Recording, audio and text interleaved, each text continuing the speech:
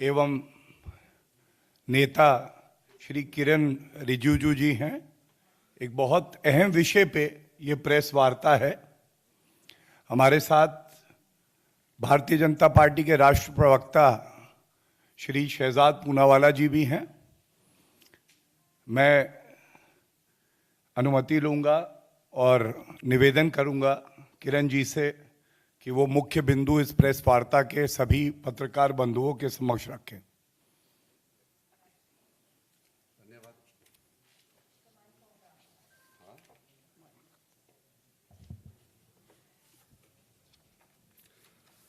Thank you Gaurav ji, Shahzad जी और media साथियों। मैं अभी आपके सामने में जब आया हूं तो मुझे एक गौरव, एक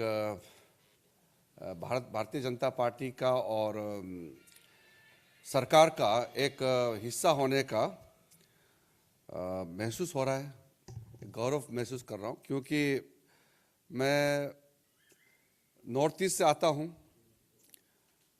और भारत सरकार में मंत्री भी हूं और साथ साथ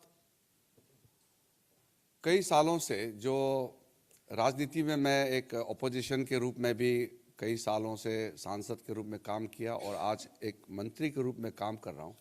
और जो हम एक ज़माने में मांग करते थे तो आज सपना साकार होते हुए एक संतुष्ट भाव भी हो रहे हैं। So I am addressing you with a sense of pride as well as a great sense of satisfaction. सबसे पहले तो पहली बार ऐसा महसूस हो रहा है कि नॉर्थ ईस्ट अब मेन स्ट्रीम हो चुके हैं। हमेशा हम सुनते हैं कि नॉर्थ ईस्ट को मेन स्ट्रीम में जोड़ना है, यानी कि परिस्थिति ऐसा था इस देश में कि दिल्ली या जो मेनलैंड इंडिया है उसको ही मेन स्ट्रीम मानते हैं और नॉर्थ ईस्ट जो है वो साइड स्ट्रीम है। ऐसा परिस्थिति था, इसलिए सब लोग कहते थे कि नॉर्थ ईस्ट को मेन स्ट्रीम में जोड़ना है। और आज मैं कह सकता हूं कि north East is already the main stream of the country, क्योंकि नरेंद्र मोदी जी के प्रधानमंत्री बनने के बाद जिस तरीके से नॉर्थ ईस्ट इंडिया को तवज्जो दिया है, नॉर्थ ईस्ट इंडिया को आगे ले जाने के लिए जिस प्रकार से काम किया गया है और शुरुआत में ही लुक इस पॉलिसी को एक्ट इस पॉलिसी में टर्न किया और फिर एक्शन शुरू हो गया, उसके बदौलत आज नॉर्थ ईस्ट पूरे के पूरे एक ट्रांसफॉर्मेशनल मोड में खड़ा हुआ है। डेवलपमेंट और पीस, ये दो ट्रैक हैं और ये दोनों एक दूसरे से बिछड़ नहीं सकते हैं। अगर डेवलपमेंट नहीं होगा तो शांति अपने आप में बहुत ज़्यादा महत्वपूर्ण नहीं होते हैं और शांति के बिना डेवलपमेंट नहीं हो सकते हैं। तो एक तरफ विकास का दौड़ और दूसरे तरफ शांति का दौड़, ये एक साथ चले हैं। और आज नॉर्थ ईस्ट इस तेज गति से आगे बढ़े हैं। मैं कह सकता हूं कि आने वाले दिनों में देश का सबसे बहुत ही इम्पोर्टेंट इकोनॉमिक हब बनने जा रहे हैं। सबसे पहले तो अभी जो हाल में निर्णय हुए हैं, नॉर्थ ईस्ट के 3 स्टेट्स है, असम, नागालैंड और मणिपुर में मेजर एरियाज में जो arm forces special powers act को हटाने का जो निर्णय किया है, ये क्रांतिकारी फैसला है। और जब arm forces special powers act हटाते हैं तो उसका मतलब क्या है? उसका मतलब सीधा ये है कि वहाँ शांति लौट आए हैं। 1958 में नागा एरिया में जो घटनाएं हुए, जो विद्रोह हुए थे, जिसकी वजह से arm forces special powers act को लाया गया था 1958, और इतना लंबा इतिहास है उसका, मैं अभी पूरा इतिहास में नहीं जाऊंगा। और इतने सालों बाद आज वो शांति का दौर लगभग लौट आ चुके हैं। अब कुछ जगह बच गए हैं, वो भी आने वाले दिनों में स्थिति को संभाल लेंगे और पूरा नॉर्थ ईस्ट को arm forces special power act से मुक्त करने का जो प्रधानमंत्री मोदी जी का विजन है वो पूरा होगा।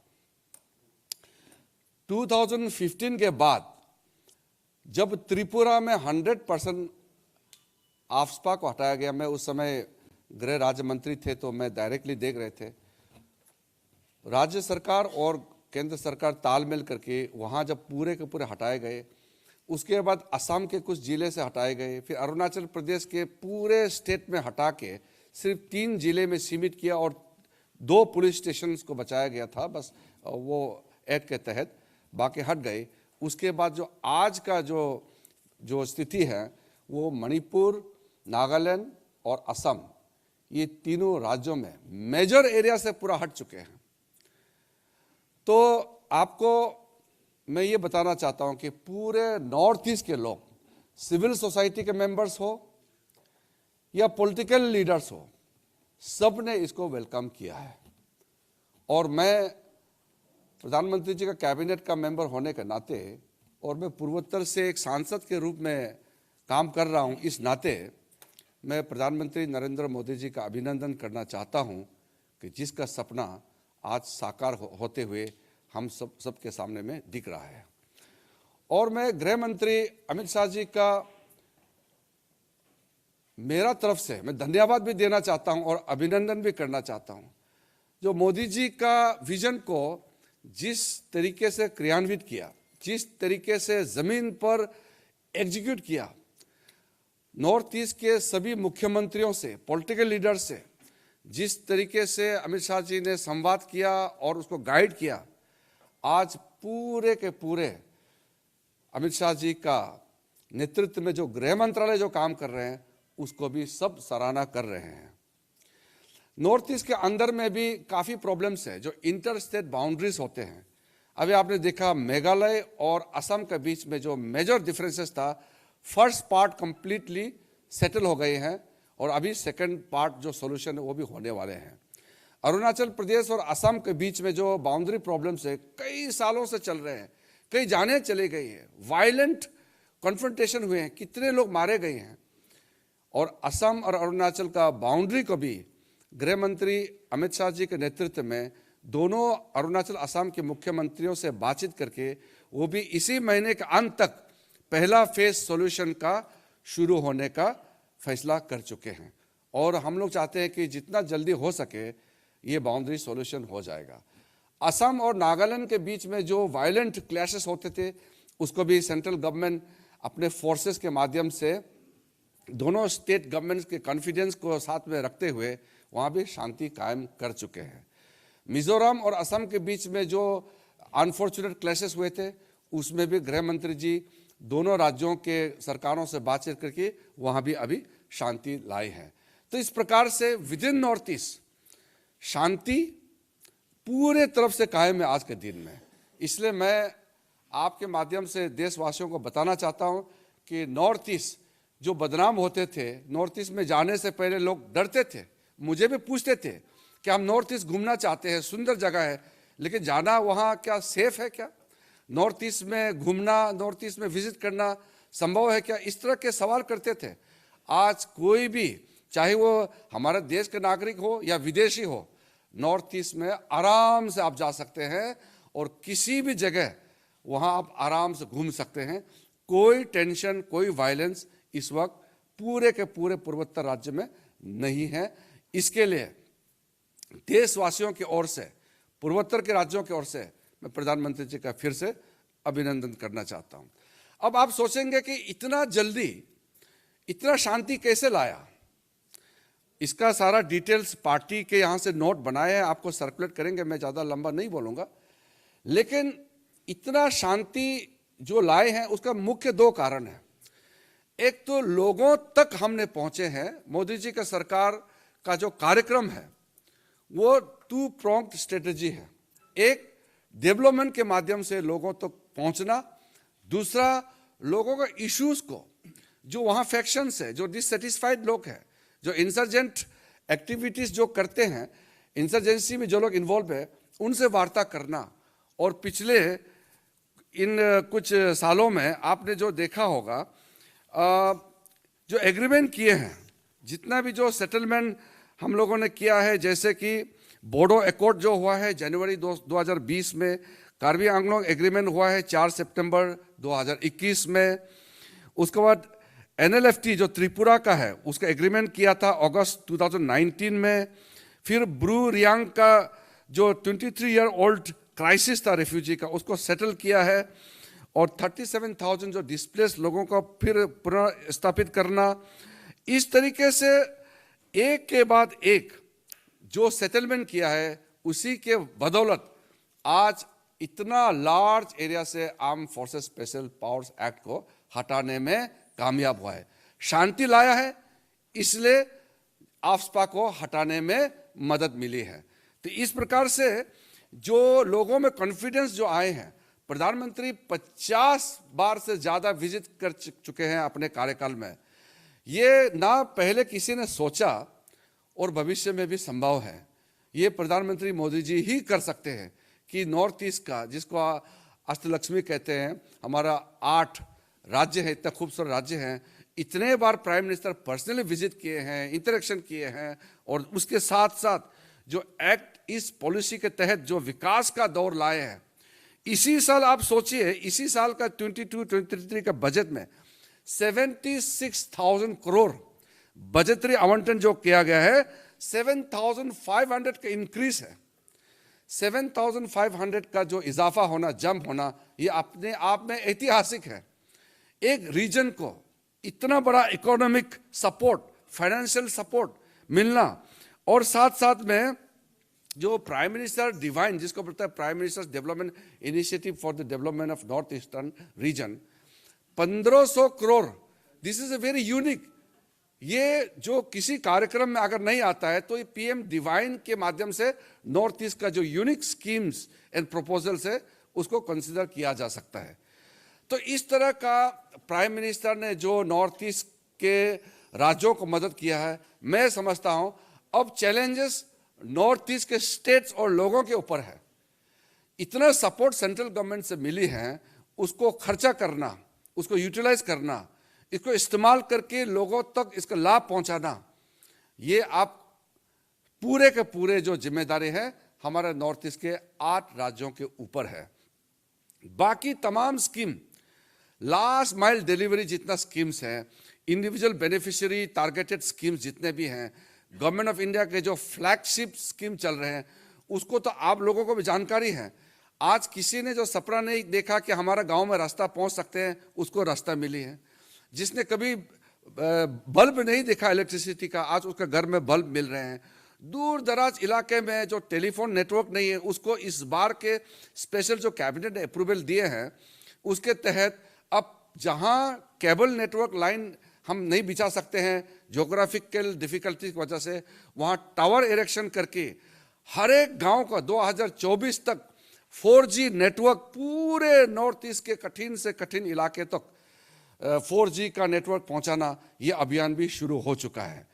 तो जो 4 कॉर्नर्ड अटैक, जिसको हम बोल सकते हैं डेवलपमेंट का अटैक, कि कोई डेवलपमेंट से वंचित ना रहे, इस प्रकार का हमारे आदरणीय प्रधानमंत्री, हमारे विजनरी लीडर, देश का ही नहीं विश्व का आज सबसे लोकप्रिय नेता, जन नेता नरेंद्र मोदी जी के नेतृत्व में जो नॉर्थ ईस्ट ने देखा है, वो एक, मैं कह सकता हूँ, ऐतिहासिक है।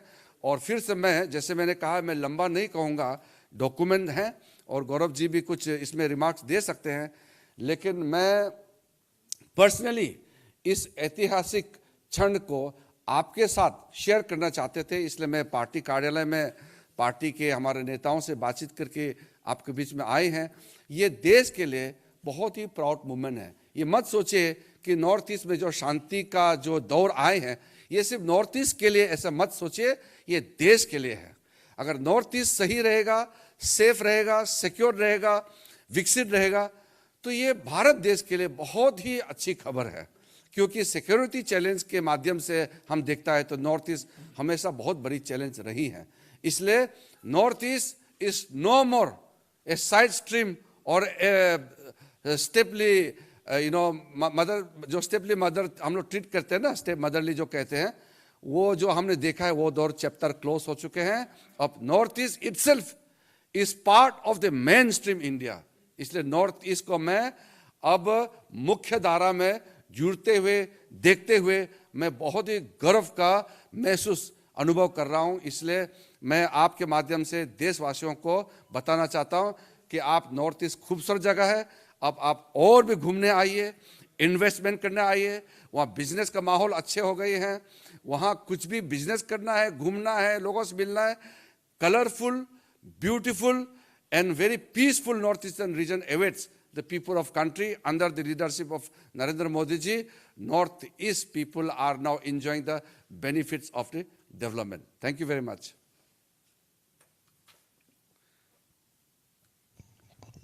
Thank you, Kiran ji.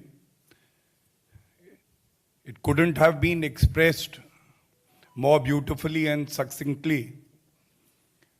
And taking forward what Kiran ji just said, it is truly a historic decision by the government led by our respected Prime Minister Shri Narendra Modi ji for reasons that I would place before you. हम सब जानते हैं, अगर असम का उदाहरण दें, 3 दशक से ज्यादा से वहां पे आफ्स्पा लगी हुई थी और इसको वहां से हटाना, और नागालैंड और मणिपुर के भी क्षेत्र हैं जहां से इसको हटाया गया है. यह ऐतिहासिक इसलिए भी है क्योंकि यह दिखाता है किस तरह से श्री नरेंद्र मोदी जी के नेतृत्व में जो हमारी नीतियां हैं वो बिल्कुल स्पष्ट हैं. किस तरह से एक लगाव है, जुड़ाव है प्रधानमंत्री श्री नरेंद्र मोदी जी को पूर्वोत्तर के जो राज्य हैं उनसे. और केवल ये इस मामले में नहीं, इससे पहले भी देखा गया है कि एक नीति निर्धारित करने का जो तरीका होता है उसमें एक बड़ा बदलाव आया है. There is a change in the policy and approach of the government. इससे पहले कोई बड़ी परेशानी अगर देश में होती थी या मसला होता था, कोई डिस्टर्ब्ड एरिया होता था, तो सरकार मानती थी कि इसको अलग थलग कर दो, इसकी अनदेखी कर दो, लोगों से बात करने की जरूरत नहीं थी. और यह बड़ा बदलाव है इस सरकार में, चाहे अनुच्छेद 370 का संशोधन हो, जो कि 7 दशक से ज्यादा किसी सरकार में हिम्मत नहीं थी कि जिसको बदल दें, और चाहे वो आफ्स्पा को इन क्षेत्रों से हटाना हो.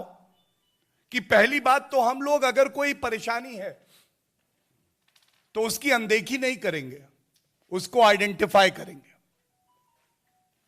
दूसरी बात, कितना भी बड़ा मसला क्यों ना हो, उसका हल संवाद से और वार्ता से ही निकलेगा. जो हमारे भाई बहन नागरिक हैं उनसे बातचीत करके ही निकलेगा. यह मूल मंत्र है इस सरकार का. और जहां पहले जो परेशानी होती थी उसको अलग थलग कर दिया जाता था, अब बातचीत करके मसले को हल करके उसको इंटीग्रेट किया जाता है. यह संभव इसलिए हुआ है क्योंकि पूर्वोत्तर के राज्य जहां हम देखते थे disruption and protest was the norm, और किरण जी से बेहतर ये कोई नहीं जानता है, अब वहां पे progress and integration is the norm. That is the change that has come about, and it is a very welcome change, not just for the people of north east but for the entire country. Because from disruption, now Northeast is becoming the growth engine of our country. This is the larger message that the Honorable Prime Minister Shri Narendra Modi ji is giving to the entire country. There has been a lot of politics also when it comes to the invocation of AFSPA. This historic decision also gives out a strong message how to balance between the liberty guaranteed to a citizen as well as the national security of the country. And I would not be wrong in placing these very relevant facts which show the honest, pure intention of the government. It was on 30th of December 2021 that a decision was taken by the government at the center that AFSPA will be extended for 6 months in Nagaland. Just pay attention to this very relevant fact. 3 months still remain. But what happened? The commitment and the resolve of the Modi government that a power may exist, but the exercise of that power will be only done if it is required. We will always lean towards the personal liberties of a citizen that are guaranteed under the Constitution. And thus, this decision is very welcome. It is also very important to place these facts, how the situation is improving in the northeast area. As I said, that peace has been restored. We are seeing the region progress. And since 2014, adding to the facts that the Honorable Minister placed, there is a 74% reduction in the incidents involving militancy. 74% reduction. That is remarkable by any standard.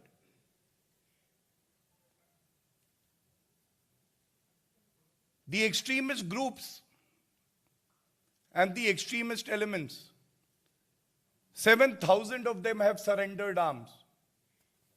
Believing in the philosophy of the government, believing that they also belong to the mainstream of our country, and it is only through development that they can also achieve their aims.